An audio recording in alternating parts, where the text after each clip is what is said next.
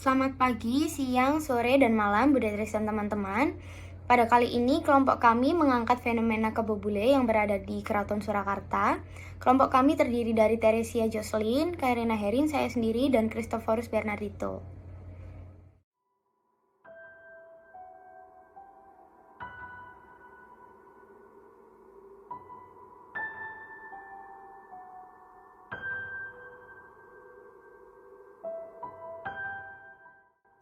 Nah, untuk dapat mengenal lebih dalam lagi pada fenomena ini, yuk kita bahas.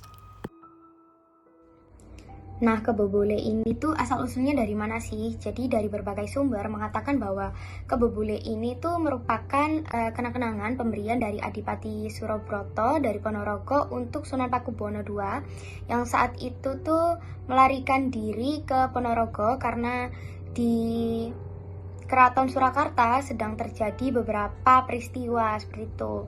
Lalu selanjutnya kebo bule ini dijadikan sebagai pengawal Sunan Pakubuwono II selama perjalanan pulang ke Keraton Surakarta pada tahun 1742.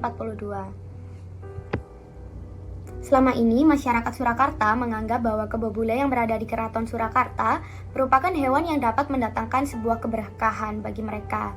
Hal ini salah satunya dapat kita lihat pada malam satu suro atau dikenal sebagai malam pergantian tahun menurut kalender Jawa. Seperti yang kita lihat pada cuplikan video yang berada di awal video tadi, jadi kerbau-kerbau ini akan dikirap dan akan menjadi pengawal dari pusaka-pusaka lainnya. Di malam satu suro yang dinilai sakral oleh masyarakat setempat, kebo bule ini akan diperlakukan secara istimewa, mulai dari memberikan kalung melati dan juga memberikan sebuah persembahan atau sebuah makanan berupa ubi.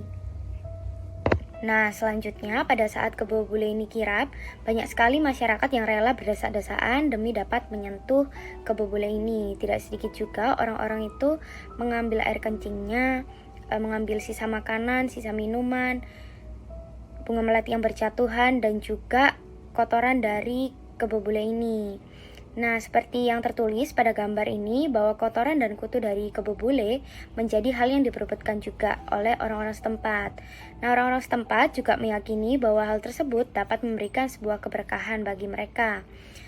Mereka meyakini apabila hal itu dilakukan, maka mereka akan mendapatkan umur yang panjang, awet muda, menolak bala, dan sebagainya. Dan tidak sedikit juga orang tua di sana mengoleskan kotoran dari kebo bule ini ke dahi anaknya. Mereka percaya dengan melakukan hal tersebut, maka anaknya itu akan terjauhkan dari penyakit. Fenomena kepercayaan yang dianut oleh masyarakat Surakarta mengenai kebo bule dapat dijelaskan dengan menggunakan teori filsafat milik Auguste Comte. Comte sendiri dikenal dengan teori positivismenya, yaitu teori yang menyatakan bahwa manusia telah berpikir secara ilmiah, yang ditandai dengan adanya transisi dari cara berpikir lama atau tahap teologis ke tahap berpikir yang baru atau tahap positif. Nah, bagi positivisme, ini merupakan satu-satunya pengetahuan yang valid dan fakta-fakta sejarah akan menjadi objek dari pengetahuan itu sendiri. Positivisme menolak segala kekuatan yang sifatnya subjektif atau berada di luar fakta, termasuk segala metode yang tidak berdasarkan pada fakta. Kemudian, fenomena kepercayaan kebo bule akan dijelaskan menggunakan teori Comte mengenai teori positivisme dan tahap perkembangan akal budi atau the law of three stage, yang menjelaskan bahwa bagaimana suatu masyarakat mengalami perkembangan derajat pengetahuan yang semakin maju. Positivisme digagas pada abad ke-19, idealnya akan berkembang seiring berjalannya waktu. Termasuk bahasa Indonesia pun juga sudah terpengaruh oleh paham tersebut dengan berkembangnya teknologi di masa kini. Terlihat dari pemahaman tentang gerhana yang awalnya dianggap sebagai fenomena mistis, yaitu bulan dimakan oleh Buto, menjadi fenomena yang sejajar yang matahari dengan bulan. Nah, positivisme ini adalah kejelasan menghindarkan kita dari diskusi yang tidak berguna, yang mengajarkan kita bahwa tidak ada gunanya kita menginginkan hal-hal yang tidak bisa dibuktikan secara empiris. Nah, menurut positivisme, adanya kekuatan gaib merupakan suatu khayalan belaka. Adanya fenomena kebo bule yang dipercayai memiliki keajaiban merupakan hal yang bertolak belakang dengan positivisme. Pada awalnya, kebo bule ini dijadikan pengawal pada perayaan Tahun Baru Islam sebagai ide dari mantan Presiden Soeharto pada tahun 1970. Tidak ada pesan khusus dari keraton untuk para warganya agar mereka berebut kotoran kerbau, sisa sesaji, dan simbol-simbol dalam perayaan tersebut. Tetapi dalam praktiknya, masyarakat awam menganggapnya sebagai hal yang berbeda, karena adanya penambahan cerita-cerita magis yang diyakini sehingga berpengaruh terhadap kehidupan sehari-hari masyarakat. Kemudian orang awam juga menganggap bahwa kebobule ini merupakan jelmaan dari seorang pria tua berkekuatan magis bernama Kiai Slamet. Hal ini disebabkan oleh adanya kesalahan dalam penerimaan pesan dari keraton sehingga masyarakat percaya dengan informasi yang kurang tepat tersebut. Hal ini mempengaruhi sikap dan perilaku masyarakat yang percaya dengan tahayul. Adanya pembelokan makna terhadap maksud dan tujuan ini sebenarnya untuk mengingatkan masyarakat agar berterima kasih atas anugerah Tuhan. Namun simbol-simbol yang dilakukan oleh keraton seperti sesaji, pusaka, kebobule Kiai Slamet ini dimaknai lain dan dianggap bisa membawa keberkahan. Jadi selanjutnya para ahli ini itu mempersepsikan kalau kirap malam satu suro di Keraton Kartasura ini bertujuannya itu untuk menunjukkan eksistensi keraton ini dengan menunjukkan simbol agraris agar mudah diterima sama masyarakat. Nah, selain itu, show-show yang ada di situ itu juga salah satu peristiwa politik pada zaman Presiden Soeharto yang menunjukkan bahwa adanya kerinduan masyarakat pada kejadian masa lalu yang penuh kedamaian, kekeluargaan. Nah, ini tuh disimbolkan dari dengan adanya pencahayaan lentera, terus adanya juga orang-orang menggunakan baju tradisional, lalu bersahabat dengan alam ditandai dengan adanya kerbau yang hidup dengan bebas, kayak gitu, dengan aman. Nah, jadi para ahli ini tuh nggak memaknai arak-arakan ini sebagai peristiwa-peristiwa yang bersifatnya itu magis atau mistis seperti itu. Nah, kirap-kirap untuk kebobule ini sendiri tuh punya dampak positif juga. Nah, contohnya seperti bisa menjadi salah satu daya tarik dari para turis, terus juga bisa menjadi sorotan di dunia internasional.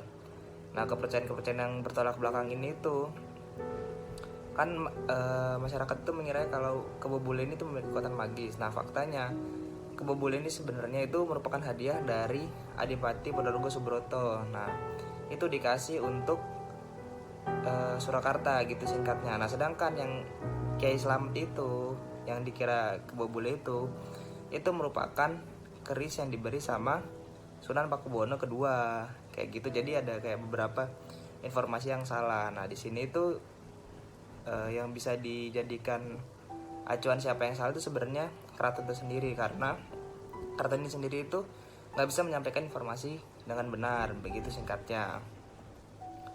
Nah, terus adanya pergeseran-pergeseran ini sendiri itu bisa punya dampak negatif, seperti misalnya karena masyarakat ini percaya bahwa kotoran kerbau itu bisa membawa keberuntungan atau kebaikan.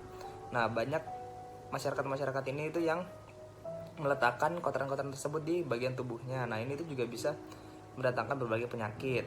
Nah, jadi fenomena itu bisa dijelaskan dari adanya 3 stage atau 3 tahap yang dijelaskan sama si Comte. Nah, salah satunya itu tahap metafisik. Nah, tapi pertama-tama itu udah tahap teologis, tahap metafisik, lalu tahap positif. Nah, jadi bisa disimpulkan kalau masyarakat ini tuh sebenarnya karena adanya kepercayaan ini atau budaya ini, masyarakat di Surakarta itu yang memahami atau mengerti informasi yang salah itu berada di tahap metafisik karena adanya pola pikir yang keliru, karena adanya informasi yang salah disampaikan oleh keraton sendiri, atau keraton tidak membenarkan atau meluruskan informasi yang salah tersebut. Nah, kenapa disebut dengan tahap metafisik? Karena mereka itu masih mempercayai suatu entitas yang nggak terlihat itu bisa memberikan suatu keberkahan atau kebaikan, ya kan? Nah, hal tersebut ini kan kurang sesuai dengan penjelasan yang terdapat di tahap positif gitu kan. Nah, harusnya mereka ini ya nggak memandang hal tersebut sebagai bisa membawa keberkahan atau gimana ya. Mereka sesuai dengan fakta yang ada seperti itu kan. Nah, harusnya kalau masyarakat bisa memandang positif itu ya seperti yang dibilang tadi, masyarakat tuh bisa menjadikan adat-adat tersebut sarana promosi untuk Surakarta ke dunia internasional atau dunia luar, seperti itu. Selanjutnya akan dilanjutkan oleh teman saya. Jadi kesimpulan dari pembahasan mengenai fenomena kebobule ini, kirap kebobule sebagai salah satu budaya unik di Keraton Surakarta yang dipercaya mampu mendatangkan keberkahan bagi mereka yang menyentuh, mengambil air kencing, sisa makanan, minuman, bunga melati yang berjatuhan yang digunakan untuk kalung kebo bule hingga mengambil kotorannya. Fenomena ini dapat dijelaskan menggunakan teori filsafat positivisme milik Comte, yang menyatakan bahwa ilmu merupakan satu-satunya pengetahuan yang valid dan fakta-fakta sejarah akan menjadi objek dari pengetahuan itu sendiri. Fenomena kebo bule yang diyakini mendatangkan keberkahan ini bertolak belakang dengan positivisme, yang menolak segala keberadaan kekuatan yang bersifat subjektif dan segala metode yang tidak berdasarkan pada fakta. Menurut positivisme, kekuatan gaib merupakan suatu khayalan belaka. Keberkahan yang diyakini berasal dari kebo bule ternyata tidak dapat ditelaah dengan metode ilmiah karena tidak ada bukti yang konkret. Selain itu, jika dijelaskan dengan teori filsafat positivisme kaum mengenai tahap perkembangan akal budi, manusia berada dalam tahap metafisika. Dan hari ini, mereka masih meyakini adanya hukum-hukum alam yang menjadi penyebab suatu peristiwa, atau meyakini sesuatu dalam wujud yang abstrak. Pemaknaan keliru tentang kebo bule menyebabkan mundurnya atau terjebaknya pola pikir masyarakat Surakarta di tahap metafisik, di mana mereka masih mempercayai suatu entitas yang tidak terlihat sebagai sesuatu yang dapat memberikan keberkahan. Suatu hal yang baik jika kirap kebo bule dapat dipandang secara positif dengan cara melihat upacara atau kebudayaan tersebut sebagai sarana promosi daerah ke dunia internasional. Bukanlah suatu hal yang tidak mungkin jika Surakarta bisa mendapatkan sorotan dari dunia internasional apabila kebudayaan ini mendapatkan panggung.